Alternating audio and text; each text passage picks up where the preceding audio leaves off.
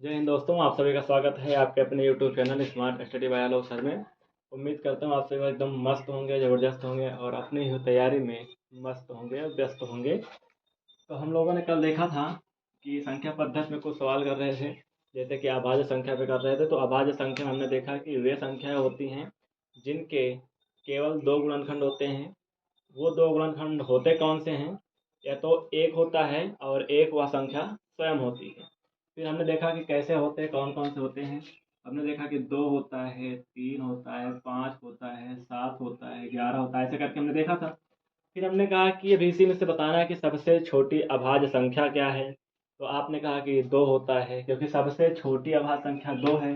फिर हमने कहा कि सबसे छोटी सम अभाज्य संख्या कौन सी है, तो वो फिर भी दो आया था उत्तर। फिर हमने कहा कि सबसे बड़ी सम अभाज्य संख्या कौन सी है, तो फिर आपने कहा था कि दो ही होता है, क्योंकि यही सबसे बड़ी संख्या है और दो केवल ऐसी संख्या है जो सम होते हुए भी अभाज्य है। ठीक है। उसके बाद हमने कहा था कि दो को छोड़कर शेष जितनी भी संख्याएं हैं, अभाज्य संख्याएं हैं, वो सब क्या होती हैं? विषम होती हैं। इतनी चर्चा हो गई थी। उसके बाद हम कुछ सवाल कर रहे थे और लिख रहे थे कि जैसे हमने कहा था कि एक से अगर हम 50 तक की बात करें तो इसमें कितनी अभाज्य संख्याएं हैं। तो आपको हमने दिया था होमवर्क में, शायद कर लिया होगा। उसके बाद दूसरा हम देखते हैं कि 51 से लेकर 100 तक में कितनी अभाज्य संख्याएं होती हैं, तो आप इसको भी कर लिए होंगे। उसके बाद हमने कहा कि डायरेक्ट अगर पूछे कि 1 से लेकर 100 तक में कितनी अभाज्य संख्याएं हैं, तो इसको भी आपने कर लिया होगा। तो आइए देखते हैं, हमने बताया नहीं था, हमने कहा कि नेक्स्ट क्लास में। तो आइए देखते हैं 1 से लेकर 50 तक में कुल कितनी अभाज्य संख्या होती हैं। तो 15 होती हैं। कितनी होती हैं? 15 होती हैं। 51 से लेकर 100 तक में कितनी होती हैं? आप कहोगे कि 10 होती हैं। कितनी होती हैं? 10 संख्या होती हैं। अगर इन दोनों को जोड़ दें तो 1 से लेकर 100 तक हो जाता है। तो 1 से लेकर 100 तक में कितना हो जाएगा? आप कहोगे 25। 25 संख्याएं ऐसी हैं जो 1 से लेकर 100 तक में हैं और वो अभाज्य हैं। क्या हैं? अभाज्य हैं। तो संख्याएं 1 से 100 तक में कुल कितनी हैं? आप कहोगे 100 संख्या है ना, 1 से लेकर 100 तक में। उसमें से 25 क्या हैं? अभाज्य हैं। 25 क्या हैं? अभाज्य संख्या है। तो अब बताओ भाज्य संख्या कितनी है? अगर हम आपसे कहें कि भाज्य संख्या कितनी है, 1 से लेकर 100 तक में कितनी संख्याएं भाज्य हैं, तो 100 में से 25 घटा दो तो आप कहोगे सर 75 हैं। कितने हैं? 75 हैं। लेकिन 75 नहीं है। क्यों नहीं है? क्योंकि ये जो एक है ना, एक ना भाज्य है और ना तो अभाज्य है। अच्छा, भाज्य क्यों नहीं है? क्योंकि भाज्य संख्या वो संख्या होती है जिसके दो से अधिक गुणनखंड होते हैं, और इसके तो केवल एक हैं, केवल एक। और अभाज्य क्यों नहीं है? अभाज्य संख्या हमने बताया है कि जिसके दो गुणनखंड होते हैं, एक एक हो और एक स्वयं हो, तो वो तो खुद ही एक है, एक ही गुणनखंड हो रहा है। तो एक ना भाज्य है। इसको लिख लेंगे कि एक ना तो भाज्य है और ना ही अभाज्य। ठीक है। तो कुल कितने हो जाएंगे, इसको भी घटा देंगे हम। तो हमारा भाज्य संख्या कितना आएगा? 74। कितना आएगा? 74, 74। तो आपको पता चल गया कि 1 से 100 तक में कुल 25 अभाज्य संख्या है, 74 भाज्य संख्या है। एक ऐसी संख्या है जो ना तो भाज्य है और ना अभाज्य है। अगर 1 से 50 तक पूछता है कितनी अभाज्य संख्याएं हैं, तो 15 है। 51 से 100 तक पूछता है तो 10 है। बाकी इसको देख लिए हैं। अब आगे चलते हैं, इसी के आगे हम कुछ सवाल कर रहे थे। सवाल क्या कर रहे थे, आइए चलते हैं। भाज्य संख्या पर कुछ लिख रहे थे ना, भाज्य संख्या पे कुछ लिख रहे थे। तो भाज्य संख्या पे हमने आपसे पूछा था कि भाज्य संख्या को हमने कहा कि सबसे छोटी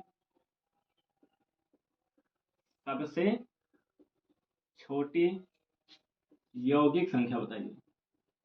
यौगिक संख्या, यौगिक को ही हम लोग भाज्य बोलते हैं। क्या बोलते हैं? भाज्य संख्या बोलते हैं। तो सबसे छोटी यौगिक संख्या बताइए क्या होगी? आपका उत्तर आना चाहिए। फिर हम कहें सबसे छोटी हो लेकिन समभाज्य संख्या हो। क्या हो? सबसे छोटी समभाज्य संख्या। समभाज्य संख्या बताइए। ये हो जाएगा दूसरा सवाल। तीसरा सवाल क्या होगा? सबसे छोटी हो, क्या हो? सबसे छोटी हो और उसके बाद विषम हो, क्या हो, विषम भाज्य संख्या हो, विषम भाज्य संख्या हो, तो आप क्या बताओगे कि सबसे छोटी यौगिक संख्या क्या होती है? यानी यौगिक को ही हम लोग भाज्य बोलते हैं, कंपोजिट नंबर बोलते हैं। जैसे हमने अभाज्य के नाम बताया, इसके 2-3 नाम होते हैं ना, कि अभाज्य क्या होता है, रूढ़ होते हैं, आसंयुक्त होते हैं। वैसे सबसे छोटी यौगिक यानी कि भाज्य संख्या क्या है? तो आप कहोगे कि 4 है। क्या है? 4 है। वही दूसरी सवाल की बात करेंगे तो सबसे छोटी समभाज्य संख्या क्या है? तो सबसे छोटी हो और सम हो तो आप क्या बताओगे? 4 है। क्या है? 4 है। उसके बाद क्या है? सबसे छोटी हो और विषम हो, भाज्य भी हो, विषम भी हो और भाज्य भी हो, तो कौन है? 9। याद रखना, ये ऐसी संख्याएं हैं जो सबसे छोटी है और सम भी है और भाज्य भी है। ये यौगिक सम भी भाज्य है, सबसे छोटी है, और सबसे छोटी विषम और भाज्य संख्या क्या है? 9 है। इतनी बात आपको समझ में आया होगा। एक के लिए हमने नोट लिखा है कि एक ना तो भाज्य है और ना ही अभाज्य है। तो अब आते हैं हम अगले टॉपिक पर, यानी कि अगला चैप्टर क्या होगा, पॉइंट हमारा होगा स्थानीय मान और जातीय मान। क्या होगा? स्थानीय मान और जातीय मान। पहले हम पढ़ेंगे जातीय मान। क्या पढ़ेंगे? जातीय मान, जिसे बोलते हैं इंग्लिश में फेस वैल्यू। और दूसरा पढ़ेंगे हम लोग स्थानीय मान। क्या पढ़ेंगे? स्थानीय मान यानी कि प्लेस वैल्यू। ठीक है, तो इसको पढ़ने से पहले हम एक सवाल आपको देते हैं, आप लोग करिएगा तुरंत। 26 प्लस 26 शतांश बराबर क्या होगा? इसका मान बताना है। ये पहला सवाल है। दूसरा सवाल क्या है? दूसरा सवाल है 11 दहाई प्लस 11 इकाई प्लस 11 दशांश प्लस 11 शतांश, फिर प्लस करना है 11 सहस्त्रांश। क्या लिखना है? सहस्त्रांश। ठीक है, ये सवाल है आपका। इनको हमको कमेंट में बताना है फटाफट कि 11 दहाई, 11 इकाई, 11 दशांश, 11 शतांश, 11 सहस्त्रांश बराबर क्या होगा। ये आपको सवाल नया दिख रहा होगा, लेकिन ये इसी कॉन्सेप्ट से आया है, स्थानीय मान और जातीय मान के कॉन्सेप्ट से आया है। तो हम लोग पढ़ेंगे स्थानीय मान पहले, फिर पढ़ेंगे जातीय मान। ठीक है, तो स्थानीय मान क्या, देखो पहले हम पढ़ लेते हैं जातीय मान। तो जातीय मान होता क्या है? जातीय मान क्या होता है? तो जातीय मान किसी भी संख्या में, अगर जातीय मान पूछे तो किसी भी संख्या में किसी भी अंक का जातीय मान वह संख्या स्वयं होती है। क्या होता है? अगर कोई संख्या लिखी है और उसमें किसी अंक का पूछा गया कि इसका जातीय मान क्या होगा, तो वह संख्या स्वयं होगी। क्या होगी? वह संख्या स्वयं होगी। कैसे? देखिए, जाति, मान लो कि मेरा नाम है आलोक, और अगर पूछे कि मेरा जाति नाम क्या है, मेरा नाम क्या है, तो हम क्या बताएंगे? आलोक। ऐसे अगर पूछे कि कोई संख्या लिख दी जाए, अब पूछ लिया जाए कि इसमें 3 का जातीय मान क्या होगा, तो हमने कहा कि किसी भी संख्या में किसी भी अंक का जातीय मान वह संख्या स्वयं होती है। वह संख्या स्वयं होती है। इतनी बात आप लोग समझ गए हो। कोई भी संख्या हो, कैसी भी संख्या हो, अगर जातीय मान पूछेगा, जिस संख्या का जातीय मान पूछेगा वह संख्या सदैव खुद होती है जातीय मान। ठीक है, अब जातीय मान में बहुत सारे नाम हैं। क्या नाम है? इसी जातीय नाम को हम कहते हैं आंकिक मान। क्या बोलते हैं? आंकिक मान बोलते हैं। और इसी को हम लोग बोल देते हैं, क्या बोलते हैं? अंकीय मान। क्या बोल देते हैं? अंकीय मान बोल देते हैं। और इसी को हम लोग क्या बोल देते हैं? वास्तविक नाम बोल देते हैं। क्या नाम बोलते हैं? वास्तविक नाम। ठीक है, और इसी का नाम बोलते हैं शुद्ध नाम। तो इसके बहुत सारे नाम हो जाते हैं। ठीक है, शुद्ध मान, शुद्ध मान, तो ये इसके नाम है। चाहे आपको जातीय मान से पूछे, चाहे आंकिक मान पूछे, चाहे अंकीय मान पूछे, चाहे वास्तविक नाम पूछे, चाहे शुद्ध मान पूछे, अगर पूछा, तुमसे पूछ लिया कि हमने पूछा कि 3 का जातीय मान क्या होगा, तब भी 3 होगा। आंकिक मान पूछे तब भी 3 होगा। अंकीय मान पूछे तब भी 3। इनमें से किसी का भी नाम ले ले और किसी भी अंक का पूछ ले तो वह संख्या स्वयं होगी। ठीक है, इतनी बात आप लोग समझ गए होंगे। और स्थानीय मान क्या होगा? स्थानीय मान क्या होगा कि स्थानीय मान किसी भी संख्या के स्थान को निरूपित करता है। किसको करता है? स्थान को निरूपित करता है। इसका एक ही नाम है स्थानीय मान। ठीक है, तो स्थान को निरूपित करेगा। जैसे अगर हम बात करें कि अगर तुमसे पूछ ले कि ये इस संख्या कोई दी गई है, इसमें 8 का स्थानीय मान बताओ, तो 8 का स्थानीय मान क्या बताओगे? आप कहोगे कि 8 नहीं होगा, क्या होगा? 80 बोलोगे। क्या बोलोगे? 80। अच्छा, 80 आया तो इसका कॉन्सेप्ट समझ में आता है 80 क्या होता है? हम लोग जीरो से एडवांस तक पढ़ेंगे, ऐसा मानेंगे कि हमें कुछ नहीं आता है, हमें कुछ नहीं आता है, हम लोग जीरो से लेकर एडवांस तक जाने का काम करेंगे। चलो आइए हम लोग देखते हैं फटाफट जो है कि स्थानीय मान क्या होता है और जातीय मान क्या होता है। ठीक है, तो जातीय मान हम लोग समझ गए हैं। स्थानीय मान को देखना है कि ये कॉन्सेप्ट आता कहाँ से है, कैसे बनता है, इनको देखते हैं। तो अगर इनकी बात करें तो अगर यहाँ पे आइए, इसी बेस पर कुछ वो सवाल जो दिए गए हैं इन्हीं पर आधारित होते हैं। कैसे? अगर हम पूछें कि 4 का स्थानीय मान, क्या पूछें? 4 का, ये 4 का स्थानीय मान क्या होगा? ठीक है, आइए यहीं पे देखते हैं स्थानीय मान क्या होगा।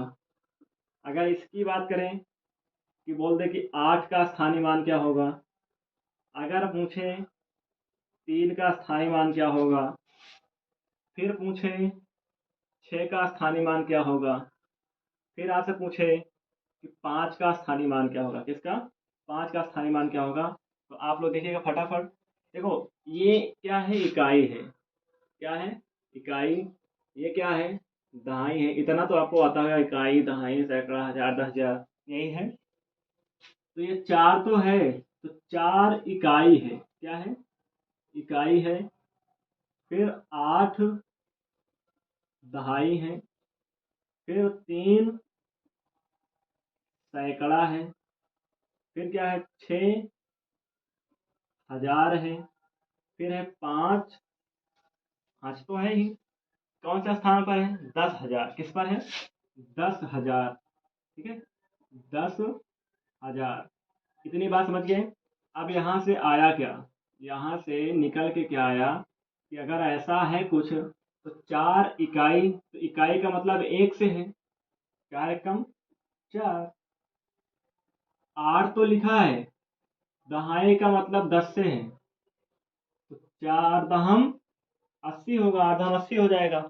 फिर ये 3 है, सैकड़ा का मतलब 100 से है, 100 से गुणा हो जाएगा, 300 हो जाएगा। ये है 6 गुणे हजार है, तो 1000 से गुणा हो जाएगा, तो 6 गुणे हजार है तो 6,000 हो जाएगा।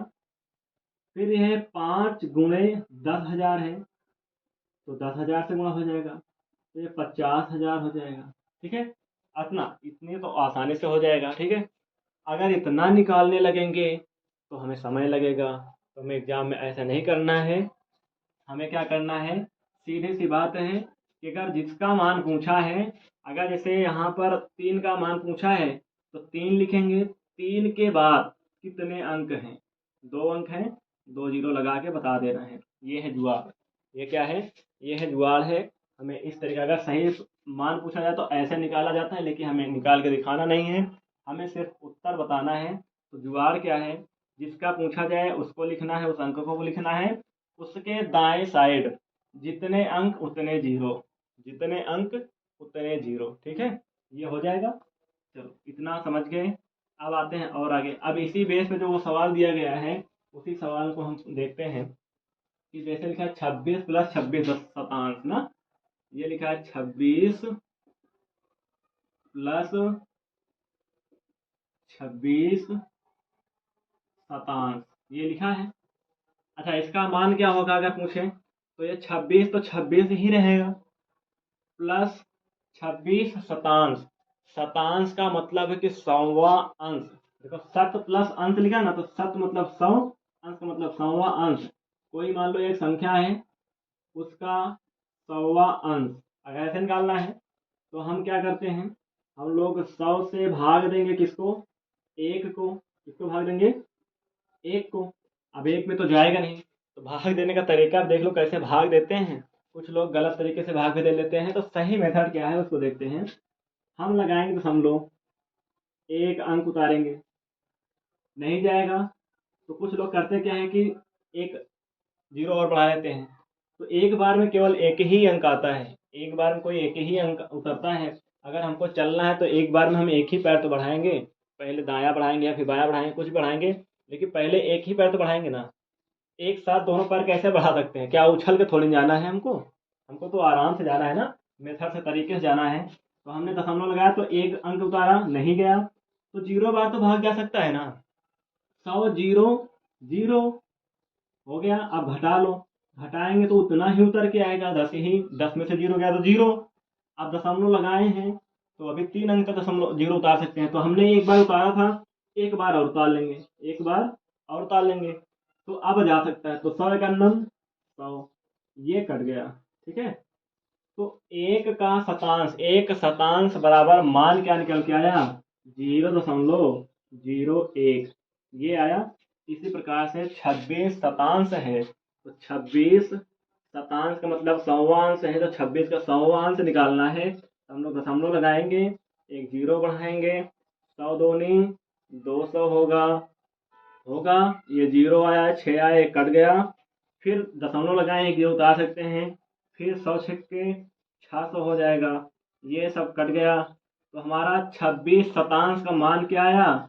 0.26, इतना आया। इतनी बात समझ गए? उम्मीद करता हूँ आप सभी को ये भाग करने का सही मेथड यानी कि सही तरीका आज से पता चल गया होगा, नहीं पता रहा होगा तो, और पता था तो बहुत अच्छा है। ठीक है, ये सही मेथड होता है। 0 बार भाग जाएगा, हम 0 बार लेके जाएंगे, लेकिन एक बार में एक ही संख्या उतारेंगे, दो संख्या नहीं उतारेंगे। ठीक है, ये तरीका होता है। आइए अब इसका मान निकालते हैं। तो हमको देखो इसको जोड़ देना है, तो 26 में जीरो जोड़ेंगे तो 26 तो होगा, 0.26 तो लिखा ही है ना। कोई 26.26 बोल देगा तो 26.26 नहीं, दशमलव के बाद एक एक अंकों को बोलते हैं कि 26.26। ठीक है, ये आ गया।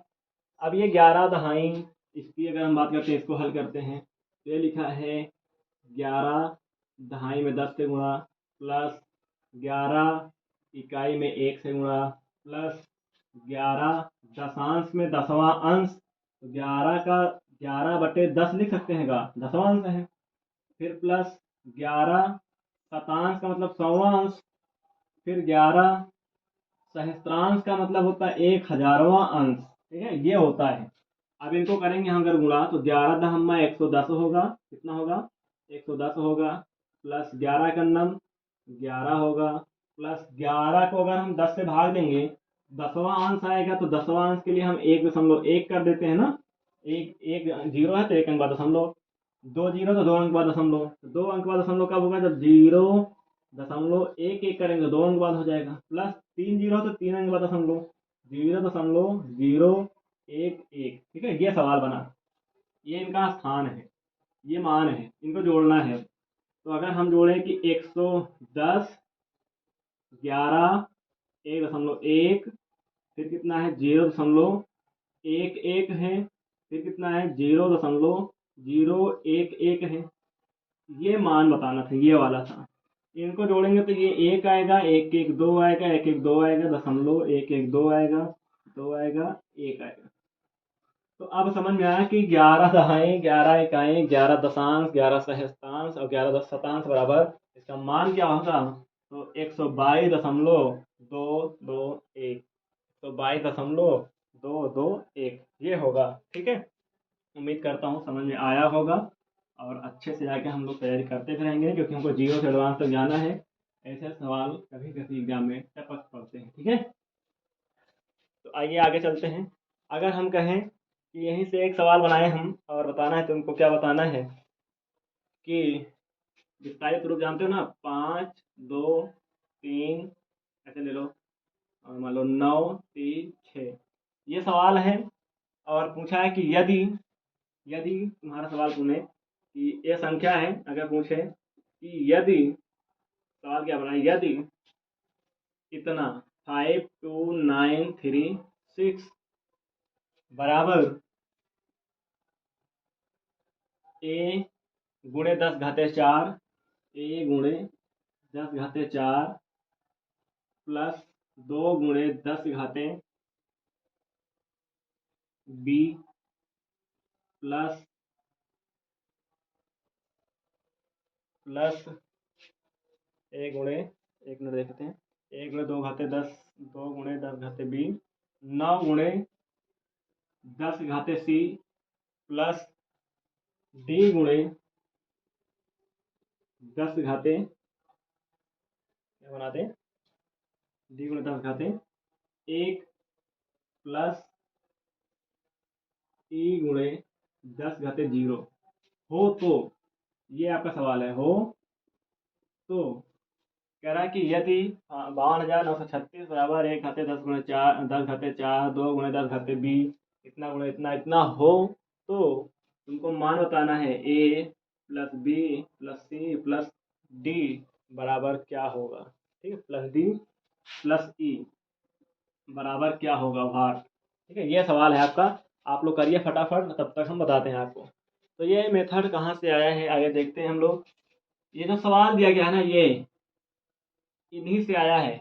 इसी का विस्तारित रूप यानी कि प्रसारित रूप लिखकर घात के रूप में लिखेंगे और लिख के मैच कर लेंगे। मैच करने के बाद जो हमारा बनेगा, इसका जो मान आएगा वही हो जाएगा। तो कैसे, ये इसको हम साइड में लिख देते हैं, तो उसके बाद सवाल को हल करना प्रारंभ करते हैं।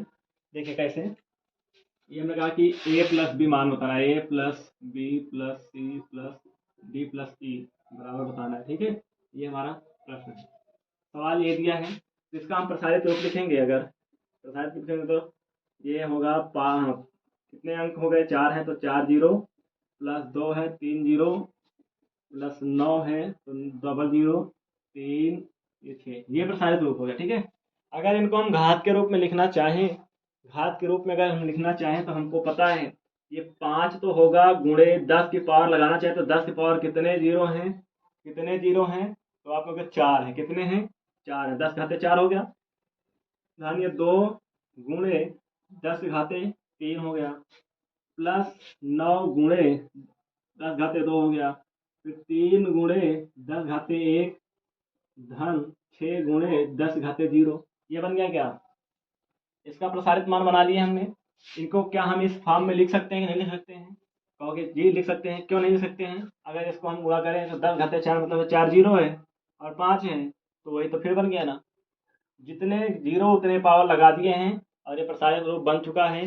प्रसारित रूप बन चुका है तो इससे हम मैच करा लेंगे। कैसे मैच कराएंगे, इसको यहाँ पे लिख देते हैं या इसको यहाँ पे लाते हैं। ये लिखा है कि a गुणे 10 घाते 4 ये लिखा है, प्लस 2 गुणे 10 घाते b लिखा है, प्लस 9 गुणे 10 घाते 6 लिखा है, ओ सॉरी c लिखा है, प्लस d गुणे 10 घाते 1 लिखा है, प्लस ई गुणे 10 घाते 0 लिखा है ना, ये तो लिखा है। अब हमको मान बताना है, A B C D E का मान बताना है प्लस में करके। तो ए के साथ में क्या लिखा है, आप कहोगे कि 5 है, ए के स्थान पे क्या लिखा है, 5 लिखा है।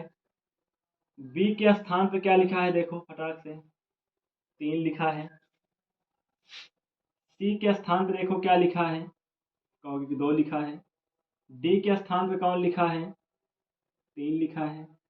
ई के स्थान पे कौन लिखा है, 6 लिखा है। इतना ही तो लिखा है, इतना लिखा है ना, इन्हीं का मान बताना है। तो जहाँ A B C D E लिखा है वहीं पे इनका मान रख देंगे। तो ए के स्थान पे 5 लिखा है, प्लस बी के स्थान पे 3 लिखा है, प्लस सी के स्थान पर 2 लिखा है, डी के स्थान पर 3 है, प्लस ई के स्थान पर 6 है। इन्हीं का जोड़ के इनको बता देना है। तो 5 3 8, 8 2 10, 10 3 13, 13 6 19, ये हमारा उत्तर होगा। ठीक है, ये हमको लग रहा है कि आपकी अभी पहली बार पढ़ रहे हो। तो ये स्थानीय मान जातीय मान से सवाल ऐसे बनते हैं। यही क्या होता है, ये ऐसे फॉर्म में कभी कभी लिख देगा, इसका मान इतना है दिया है तो A B C D E का मान बताइए, ए बी सी डी का यानी गुणनफल बताइए, योग बताइए, अंतर बताइए। ठीक है, तो प्लस माइनस कुछ भी चिन्ह बना सकता है, उसके हिसाब से जो भी बना होगा लिख देंगे। ठीक है, ये आपको समझ में आया होगा, उम्मीद करता हूँ बहुत अच्छे से आया होगा। अब इसके बाद आते हैं हम लोग किस पे आते हैं, सहअभाज्य पे। किस पे, इसको हटा दे रहे हैं। या तो कहो इसी पे एक सवाल और बना देते हैं, इसी पे एक सवाल और बनाते हैं और आगे चलते हैं फिर, ताकि अच्छे से क्लियर हो जाए। एक सवाल और देते हैं, मान लो इसको हटा ही देते हैं। ठीक है, दूसरा सवाल है कि यदि दूसरा सवाल है, यदि 4736, ठीक है, 4736 बराबर क्या दिया हो, 4 × 10⁻A plus B × 10⁻2 plus 3 × 10⁻C plus D × 10⁻0 इतना दिया हो तो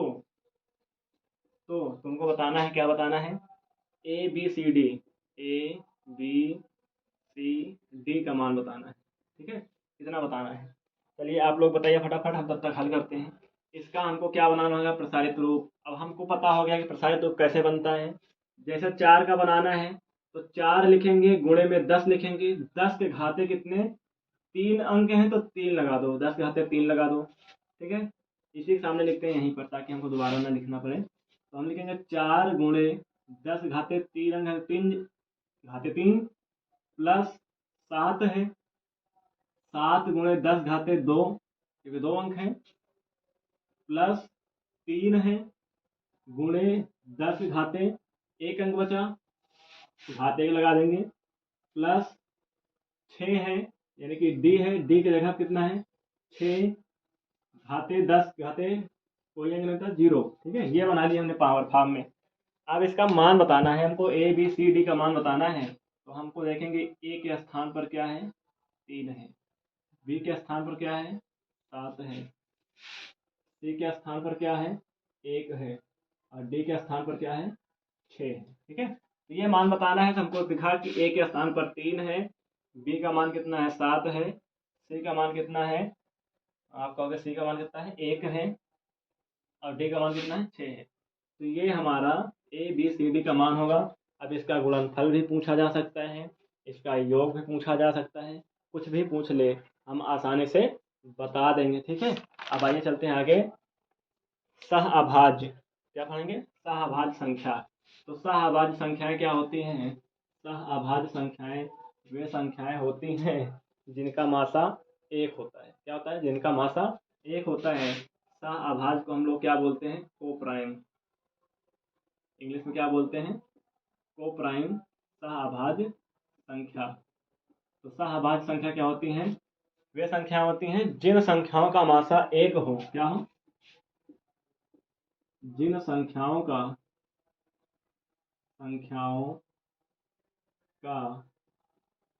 मैसा 1 हो, क्या हो, 1 हो, वे संख्या सहअभाज्य होती हैं। क्या होती हैं, सहअभाज्य संख्या होती हैं।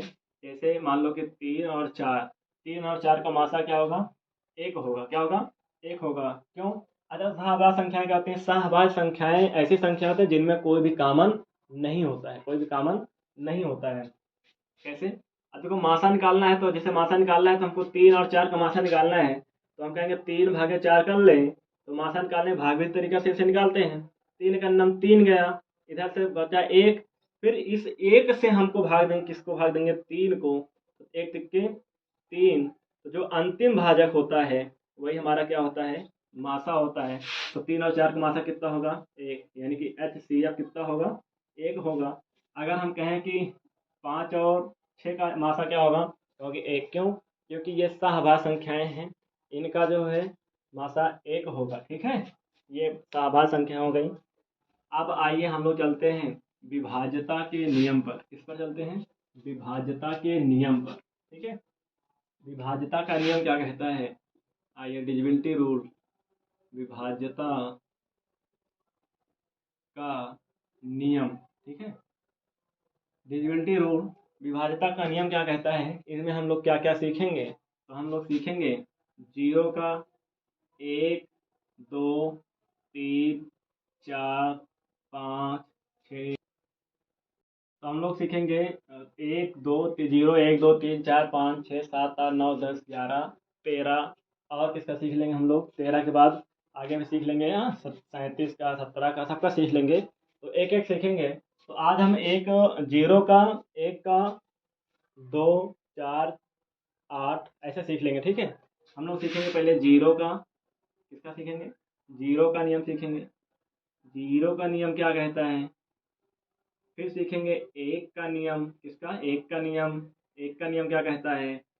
फिर दो का नियम, फिर चार का नियम, आठ का नियम, ऐसे 16 का नियम, 16 के बाद 32 का नियम, 64 का नियम, 128 का नियम। ठीक है, तो ऐसे सीख लेंगे। हम सीखेंगे दो का, दो से चार, 8, 16, 32, 64, 128, इनका जो है हम लोग सीख लेंगे आसानी से। तो पहले हम लोग सीखते हैं किसका, जीरो का नियम। किसका सीखते हैं, जीरो का नियम। तो जीरो का नियम क्या कहता है कि यदि कह रहा है कि कोई संख्या n हो और n में जीरो को ऐड कर दे तो n ही प्राप्त होती है। क्या प्राप्त होती है, कोई संख्या n है, n में जीरो को ऐड करो तो क्या प्राप्त होगी, ज्ञान प्राप्त होगा। जो संख्या है वही प्राप्त होगी होगी। अगर हम कहते हैं कि कोई संख्या है उसमें हमने जीरो जोड़ा है, अगर कोई संख्या है उसमें जीरो घटा दे तो कितना प्राप्त होगा, n ही प्राप्त होगा। कितना प्राप्त होगा, n प्राप्त होगा। लेकिन अगर हम कहें कि कोई संख्या n है, n में जीरो को गुणा कर दे तो हमें क्या प्राप्त होगा, जीरो। क्या प्राप्त होगा, जीरो। तो आप बताइएगा हमें, ये कमेंट्स बॉक्स में है कि अगर n बटे जीरो है, n बटे जीरो है, तब उत्तर क्या होगा। अगर हम कहते हैं कि कोई संख्या है जीरो बटे n है, तब उत्तर क्या होगा। अगर कहते हैं कि जीरो बटे जीरो है, तब उत्तर क्या होगा। ठीक है, इन तीनों का उत्तर आप लोग कमेंट्स में बताइए फटाफट। तब तक हम एक का नियम पढ़ते हैं। किसका पढ़ते हैं, एक का। तो एक क्या है कि किसी भी संख्या का, अगर देखो एक की बात करें तो एक जो है सभी संख्याओं का गुणनखंड होता है, यानी कि उभयनिष्ठ गुणनखंड होता है। सभी जितनी भी संख्याएं हैं दुनिया में, कोई भी संख्या है, अगर उसमें कामन की बात करें तो एक तो कामन होगा ही होगा। अगर एक कामन है तो एक सभी संख्याओं को विभाजित कर देगा। एक सभी संख्याओं को विभाजित कर देगा। इतनी बात क्लियर हो गई, एक सभी संख्याओं को विभाजित कर देगा। ठीक, तो एक से दुनिया में जितनी भी संख्याएं हैं, सभी की सभी संख्याएं क्या होती हैं, विभाजित हो जाती हैं, कट जाती हैं। तो यही एक का नियम हो गया, दुनिया कोई भी संख्या होगी एक से कट जाएगी। इतनी बात समझ गए। अब दो क्या कह रहा है, दो के बारे में देखते हैं। ये सवाल आपने लिख लिया होगा, कर लिए होंगे। अभी बताना उत्तर फटाफट, इसको हम किनारे लिख लेते हैं। जैसे n बटे जीरो हो तो क्या होगा, जीरो बटे n हो तो क्या होगा, जीरो बटे जीरो हो तो क्या होगा। ठीक है, यहाँ से हम हटा दे रहे हैं। चलिए, दो का नियम क्या कहता है, कहता है कि किसी भी संख्या का, किसी भी संख्या का, किसी भी संख्या का इकाई अंक, इकाई अंक, इकाई अंक क्या हो, किसी भी संख्या का इकाई अंक जीरो हो, दो हो, चार हो, छः हो, आठ हो, अगर ऐसी संख्या होती हैं तो वो क्या होती है, दो से कट जाती है। ठीक है, कट जाती है का मतलब है विभाजित हो जाती है। तो किसी भी संख्या का अगर अंतिम अंक ऐसा होता है, दो, चार, छः, आठ होता है, जीरो होता है, तो दो से विभाजित तो हो जाएगी। ठीक है, ये दो का नियम कहता है। दो का नियम यही कहता है कि कोई भी संख्या हो, दुनिया की कोई भी संख्या हो, अगर इकाई अंक जीरो, दो, चार, छः, आठ में से कोई एक है तो वो संख्या स्वयं दो से कट जाएगी। ठीक है, अब आते हैं चार के नियम में।